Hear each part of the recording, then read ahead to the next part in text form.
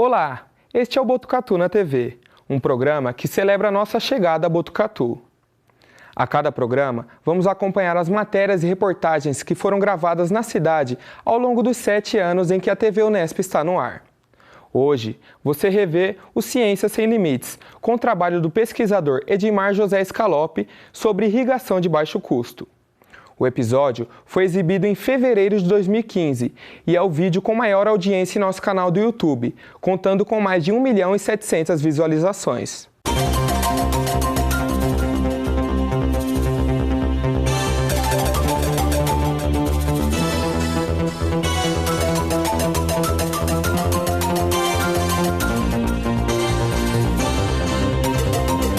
No Brasil, menos de 7% de toda a área cultivada é irrigada. Um dos motivos disto é o alto custo de implementação de um sistema de irrigação. No campus da Unesp de Lajeado, em Botucatu, o pesquisador Edmar Scalopi desenvolve sistemas de irrigação de baixo custo, que usam materiais alternativos como garrafas PET e canos de esgoto.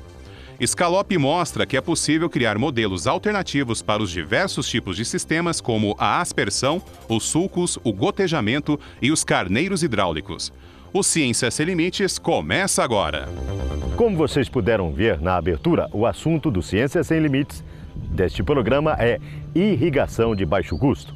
Nós estamos aqui na Fazenda Lajeado, mais precisamente na Faculdade de Ciências Agronômicas do campus de Botucatu.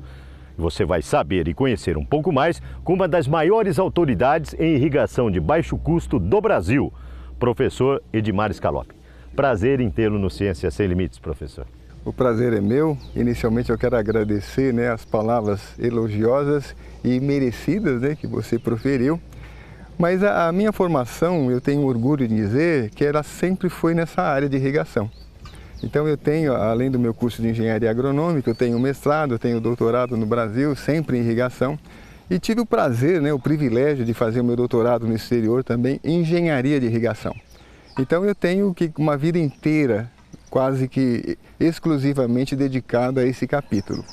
O que me fez pender para sistemas de irrigação alternativos de baixo custo foi um reconhecimento intuitivo que a irrigação no Brasil ela é seletiva. Por quê?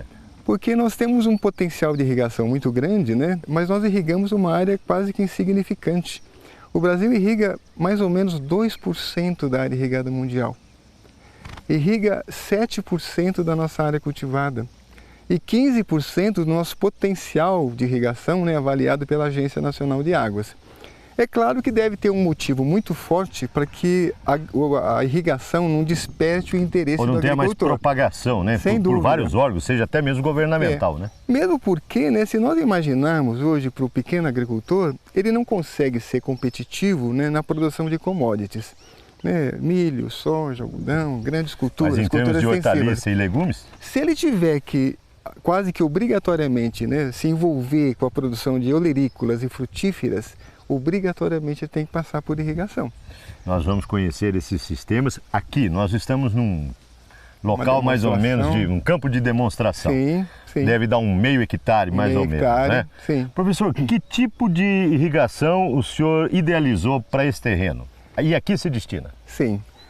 Nós, em sistemas de irrigação alternativo de baixo custo, não poderíamos desconsiderar um determinado sistema que tem aplicações específicas para determinada cultura. Então nós tivemos que privilegiar todos os sistemas de irrigação. Particularmente o sistema de irrigação por aspersão. O aspersor é essa peça aqui. Isso. É curioso aqui que o único componente específico de irrigação é o aspersor. O único? O único.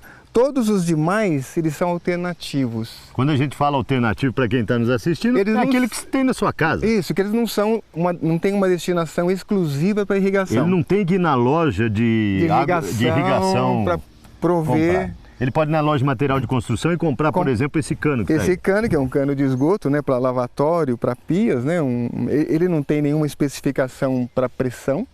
Ele é apenas especificado dimensionalmente, é um condutor de água. É um condutor de água. O nosso atrevimento foi utilizar esse tubo sob pressurização. Nós vamos pressurizar esse tubo, só que nós vamos utilizar uma pressurização que ele é capaz de suportar. Tá. Por essa razão, nós tivemos que ajustar o aspersor. Então, aspersor de baixa vazão, de baixa pressão, para suportar essa condição operacional. Tá certo? O aspersor geralmente tem duas saídas. Eu estou vendo uma só nesse. Uma só, e ela é intencional. A ideia é você, com um bocal único, né, você ter uma baixa vazão. Consequentemente, você pode otimizar a capacidade de condução de água dessa tubulação.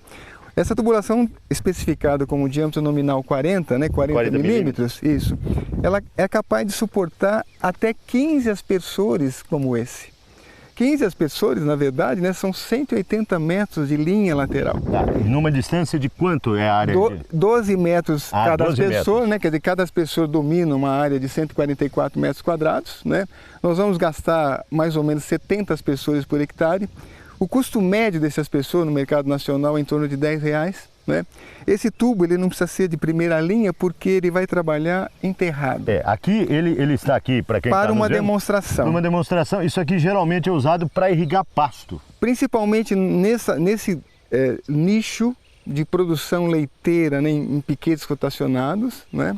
E que não se irrigava antigamente. Não se irrigava, não né? tinha esse costume. Evidentemente, o upgrade tecnológico aí foi muito significativo, passou por irrigação, só que teve que ser uma irrigação de baixo custo, claro, para justificar os tantos outros custos de produção associados à produção leiteira e produção de carne no regime de confinamento, né? Então ele é enterrado a mais ou menos 30 centímetros de profundidade, ele tem uma vida útil estimada em 20 anos, né, no mínimo. Todos os componentes são especificados ABNT. Sim. Não há nenhuma improvisação dimensional. E nenhuma irregularidade em termos de normas técnicas. Absolutamente nada. Aí o que o senhor faz? O senhor capta a água. Aqui vamos chegar rapidamente aqui, depois a gente continua aqui a demonstração. O senhor tem aqui uma represa, uma lagoa, isso? Uma lagoa, uma represa. A água aqui não precisa ser filtrada, tratada, nada? Nada. Na verdade, quanto mais sedimentos, né, desde que não sejam condenáveis, né, melhor para nós, que nós vamos até uma represa normal, uma água que não tem uma aparência límpida, né, como claramente a gente pode demonstrar. E na verdade, essa característica da água, para nós é vantajosa, porque além da água, nós estamos colocando um pouco de matéria orgânica, um pouco de fertilizantes naturais, sim, que vai diminuir a fertilização artificial, né, uma fertilização química ou orgânica artificial. Então, nós não temos absolutamente nenhuma restrição em relação à qualidade da água superficial. Simples e eficaz. Sem dúvida. Essas características aí aquela casinha, a bomba já capta, né? A bomba já capta. É uma situação uma sempre desejável, né? Claro. A posição da água em relação à área, quanto mais próximo, melhor, né? Claro. Diminui o custo de bombeamento. Nós vamos mostrar essas imagens, sim, nós estamos chegando ao final deste bloco. E realmente parabéns, professor. Nós vamos ver outros tipos nos outros blocos. A irrigação de baixo custo. Hoje você está conhecendo uma irrigação feita em pastos rotativos, seja gado leiteiro, seja caprinos, ovinos. Sim. Você tem todo o benefício desse tipo de irrigação. E culturas também. E culturas, evidentemente, não há nenhuma restrição em relação à irrigação de uma horta, né, de um pomar, né? Claro. Na qual se justifica a introdução do sistema de irrigação por aspersão. Professor, onde é que nós estamos agora? Esse é um outro tipo de irrigação de baixo custo. Talvez seja o principal representante dos sistemas de irrigação alternativos de baixo custo. Coincidentemente, são sistemas de irrigação mais utilizados no mundo, inclusive em países desenvolvidos, né? Os Estados Unidos irriga 9 milhões de hectares com esse sistema de irrigação, que é o dobro da nossa área irrigada nacional. Né? Mas, inexplicavelmente, são marginalizados no Brasil. Por quê? Porque é um privilégio, talvez uma preferência por sistemas mecanizados, com marcas, sistemas industrializados, né? Com selos, com etiquetas. Exatamente. O que nós vamos demonstrar, na verdade, é um baixíssimo custo de investimento, né? Esse sistema ele irriga um sulco de 110 metros de comprimento. O investimento aqui está avaliado em mais ou menos R$500 por hectare, né? 200 dólares. 200 e poucos dólares. 200 dólares por hectare. Se eu dobrar esse comprimento, o custo cai pela metade, é proporcional, é diretamente proporcional. Porque o investimento é inicial, né? É só o que ele vai investir, é isso, e é portabilizado, né? Como é que ele funciona? Tem que ter um declive terreno, geralmente? Tem que ter uma declividade longitudinal, que nesse caso é 0,5%, pode variar de 0 até 1%. Né? Ou seja, meio metro. Na verdade, se for 1%, é 1 metro a cada 100 metros. A cada 100 metros. De desnível, né? Deve haver uma declividade transversal, que nesse caso está um pouco exagerada, né? Poderia ser 0,5%. Melhor quando ela seja menor, porque você pode ter um maior número de sulcos em operação simultânea. Basicamente, ele tem uma caixa de recepção, onde nós vamos inserir aqui na entrada desse tubo de PVC para esgotamento de vaso sanitário, né, de 100 milímetros de diâmetro. E esse aqui é uma... Nós vamos inserir na verdade, um obstáculo para que o fluxo permaneça na tubulação e obrigamos a sair pelas orifícios que nós colocamos aqui, não é? Então, na realidade, isso aqui ele entra aqui dentro. Isso. E vai passando e vai fechando. E ele é conduzido por uma linha de pesca, né? Perfeito. Que é associado, que é acoplado nessa carretilha. Nós adaptamos aqui uma manopla apenas para facilitar a operação. Com a vazão de água você puxa só a pressão da água é suficiente para promover o deslocamento dele no interior do tubo até o final da área irrigada. E esse compartimento aqui? Nós estamos fazendo uma fertirrigação tecnológica. Aqui tem adubo que nós estamos vendo na imagem agora. Isso. Foi colocado o adubo misturado com a água. Isso, um adubo dissolvido, no caso foi ureia, para fazer uma doação em cobertura nessa cultura de milho. Nós facilmente calculamos a dosagem desse adubo, né? Colocamos aqui um registro para facilitar. Podemos observar aqui que a mistura é bastante homogênea por causa da turbulência da água. Da vazão da água. Da vazão. É um sistema que absolutamente depende de uma qualidade de água superior. Na verdade, não havendo talvez componentes condenáveis como os metais pesados, qualquer tipo de impureza vai ajudar a nutrição natural dessa cultura. Essa é a mesma água daquela represa? Daquela represa, exatamente. Foi bombeada para cá. Isso. E se eu tiver a água nesse nível aqui, eu não preciso de bombeamento. Sim. Não há nenhuma pressurização, né? O sistema é totalmente por gravidade. Inúmeras vantagens do ponto de vista de aplicação, nós podemos observar... Vamos ver o suco, professor. Isso. Vamos mostrar podemos o suco observar aqui, né, que a área de molhamento é relativamente pequena, o que diminui a evaporação, mas a franja de molhamento vai se aproximando do sistema radicular. Isso tá aqui, certo? professor, o que é isso? Se por um acaso eu não me interessar por alguma razão em irrigar esse suco, eu posso promover facilmente a sua interrupção. O senhor fecha? Fecha sem nenhum problema, né? A gente está notando que a água está subindo. Isso, num processo de capilaridade natural, né? O Paulinho vai mostrar, ó, a capilaridade que chama isso. Capilaridade é o processo. Ele vai subindo e já chegou na raiz. Sistema radicular da cultura, levando nutriente junto, né? É um custo insignificante, né? A água como veículo do fertilizante. Observe que a cultura está bem desenvolvida. Esse é o milho safrinha. Seria o nosso milho safrinha, né? Que na verdade... É um milho de curta duração plantado em época das chuvas. E sem esse sistema de irrigação isso não seria possível. Porque nós estamos numa seca danada, né? Não seria possível, né, ter um milho com esse desenvolvimento, né, com essa produtividade esperada, porque nós estamos atravessando um período de escassez hídrica generalizada no Brasil. Então, a vantagem do sistema é que ele pode inserir agricultores descapitalizados numa tecnologia seletiva de irrigação, tá certo? Tornando então esses agricultores capazes de serem competitivos numa agricultura.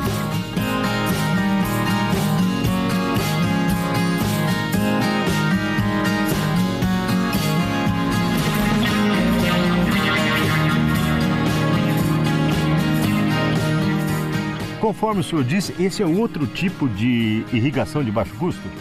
Nós tínhamos que privilegiar a irrigação de todas as culturas na alternativa de baixo custo. E por essa razão, né, não poderíamos ignorar os sistemas de irrigação localizado. Esse é o gotejamento? É o gotejamento. Nós utilizamos sempre uma mangueira normal, né, uma mangueira convencional de meia polegada para fazer a distribuição de água. E a distribuição de água para as plantas cultivadas é feita através de microtubos. Esses microtubos, eles têm um custo relativamente barato, né? Estão avaliados em mais ou menos 15 centavos o metro. E eles têm algumas vantagens em relação aos gotejadores comerciais. Por quê?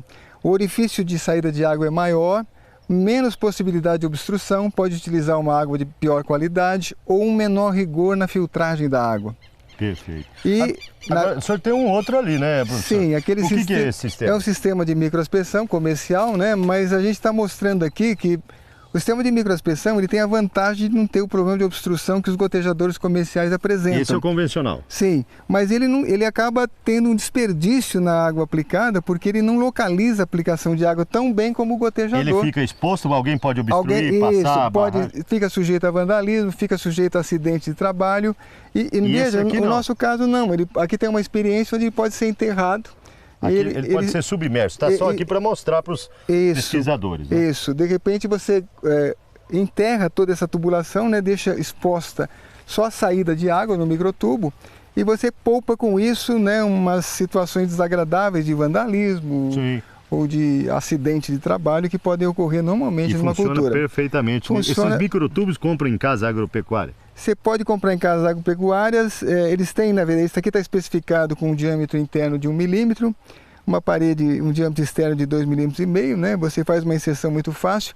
A pressão de operação, a carga manométrica é baixa, em geral inferior a 1 metro. Baixíssimo. Então não precisa um bombeamento, às vezes não precisa nem bombeamento, a própria para quem tem em casa, abriu a água da torneira, quando tem água já é suficiente, até tem uma pressão excessiva, né, para operar esse sistema, tem até que dissipar um pouquinho de pressão no registro. Além dessas experiências, o senhor tem mais alguma outra? Sim, nós temos uma experiência aqui que eu acho interessante para ser demonstrada, né, no caso da propriedade apresentar um represamento, onde existe naturalmente, né, uma descarga, né, uma extravasão do excesso de água, e nós poderíamos instalar na verdade, um carneiro hidráulico alternativo. Podemos conhecer? Vamos conhecer. O professor Edmar vai mostrar um sistema de bombeamento de baixo custo.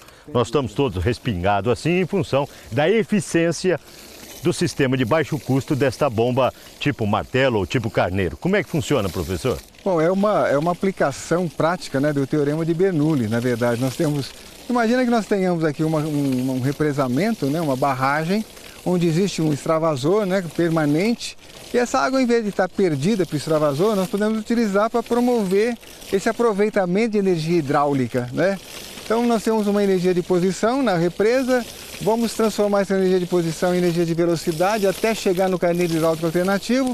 Nesse momento o sistema dele interrompe o escoamento, então a velocidade se reduz a zero, e toda a energia passa a ser pressurizada, energia de pressurização. O senhor usou tubos de extintor de incêndio ali? Isso, são descartados, né? O valor disso aí é simbólico, a gente consegue isso aí gratuitamente, é um valor de R$5 a unidade, porque ele tem um coeficiente de dilatação muito reduzido por ser metálico e favorece a pressurização do sistema.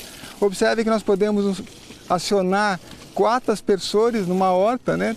Tranquilamente, na condição normal de operação dos aspersores, só com a pressurização desses carneiros. Só para quem está em casa, nós temos uma caixa d'água a uns 3 metros. 3 metros de Utilizando desnível. estas bombas, nós conseguimos mandar quantos metros para cima ainda? O manômetro está registrando ali mais de 15 metros de carga manométrica.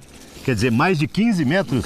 Seria proporcional a 3 metros, eu estou produzindo 15 metros então, de carga além de manométrica. hortaliças, poderia ser usado até para pasto. Para pasto, qualquer outra situação.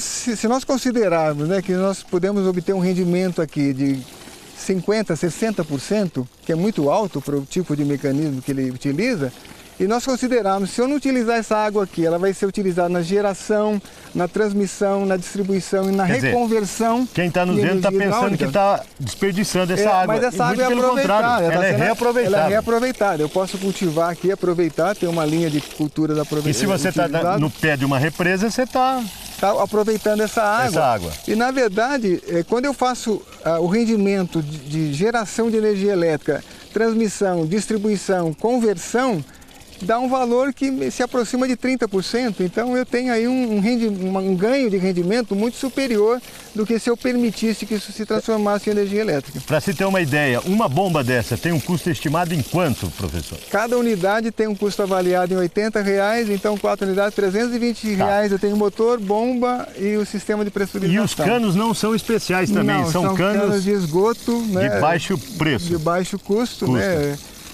Só tem um diâmetro nominal, né, de 40 milímetros que se usa em... Perfeito, professor. Agora, o que falta, no seu ponto de vista, para os governantes ou para a estrutura governamental, prefeituras, governo do estado, governo brasileiro, disseminar esse tipo de irrigação de baixo custo para os assentados, para o pequeno produtor? No seu ponto de vista, o senhor tem um cabedal de conhecimento fantástico nesse assunto. Na minha concepção, o que falta realmente é o trabalho de divulgação. A divulgação no setor agrícola, né, ela tem que ser feita através de campos de demonstração. Não basta apenas você, talvez numa sala de aula, numa palestra, mostrar as vantagens, a condição operacional. O agricultor ele quer sentir o sistema, ele quer verificar se aquilo ali tem uma aplicação imediata para ele, né? Mas de qualquer maneira, né, o que precisamos desenvolver, talvez com mais profissionalismo, é a extensão no Brasil, para que isso aí seja de fato participado aos produtores que têm interesse nessa divulgação. Eu quero salientar que esses sistemas foram ano passado certificados como tecnologia social pela Fundação Banco do Brasil, portanto todos eles carregam um componente social bastante forte. Eu reitero que nós não temos aí nenhuma vantagem de tributação na aquisição desses materiais alternativos. E que poderia, o pequeno produtor sem dúvida, poderia usufruir, né, de uma redução de tarifa, por exemplo, de impostos, porque a própria Fundação Banco do Brasil reconheceu como tecnologia social. Então, talvez se nós nos empenhássemos, né, em reduzir um pouquinho mais o custo desse material que tem múltiplas utilizações, não tem uma utilização específica para irrigação alternativa, quem sabe um maior número de agricultores poderiam se beneficiar ainda mais desses sistemas que, sem dúvida, né, a grande vantagem ao final das contas é melhorar a qualidade de vida dos agricultores. Agora, o senhor comentava antes da gente estar gravando, o Brasil irriga muito pouco, né? Sem dúvida, apenas 2% da área irrigada mundial, que é uma área insignificante. O senhor que já esteve na Europa, em outros países, eles usam esse tipo de irrigação? Sem dúvida, todos os países que têm, na verdade, uma maior valorização da agricultura, valoriza qualquer alternativa que melhora a condição de vida, a condição de produtividade dos agricultores. Então, hoje, por exemplo, nós atravessamos uma crise hídrica generalizada no país, a agricultura, terrível, por sinal. Pois é, a agricultura não pode ser responsabilizada, né, por um grande consumo de água. A vilã, né? Alguns canais mostravam que se irrigava muito determinadas plantações, e não é verdade. Nós podemos documentar, né, que a nossa água utilizada mesmo, a água consumida, é uma água que se transforma em fotossíntese, que vai se transformar em produção de alimentos, de fibra e de produtos energéticos. E tudo com baixo custo, com material fácil de aquisição. Geralmente, né, disponível em qualquer lugar do país. É possível que em alguns lugares do país você não encontre lojas especializadas em sistemas de irrigação, mas em material de construções seguramente você vai encontrar. Você compra qualquer desses componentes, baratíssimo, e monta o seu sistema, você passa a ser um competente gestor do seu sistema. Isso é muito interessante em irrigação, né? Tornar o agricultor irrigante como um gestor do sistema, para ele ficar mais independente e resolver os seus problemas triviais que podem ocorrer, né, no desenvolvimento da tecnologia. Faltou algum outro ponto de eu mencionar ou perguntar que o senhor queira destacar?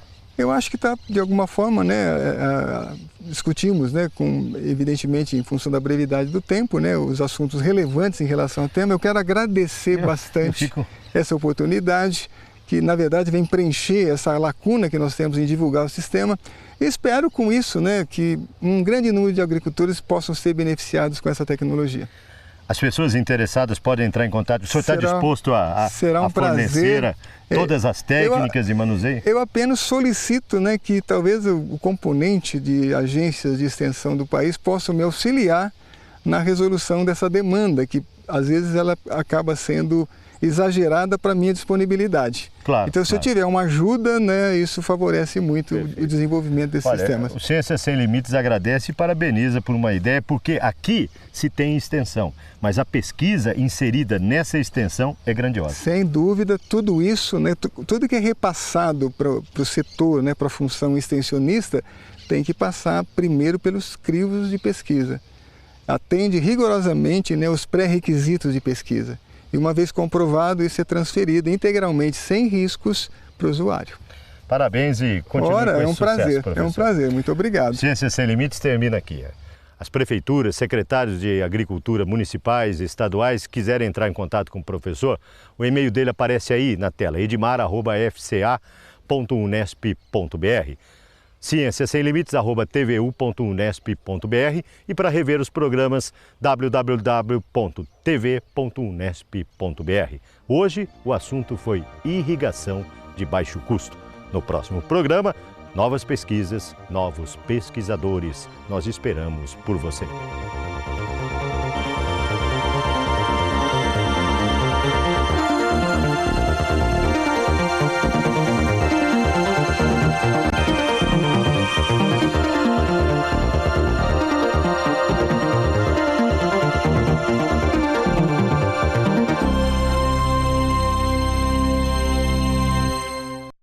Atualmente aposentado, o professor Edmar conta com serviços de consultoria e cursos na área. Sua pesquisa ainda é referência para outros estudos sobre irrigação em todo o Brasil. O Botucatu na TV fica por aqui. Você pode rever esse e outros programas em nosso site ou no canal do YouTube. Até a próxima!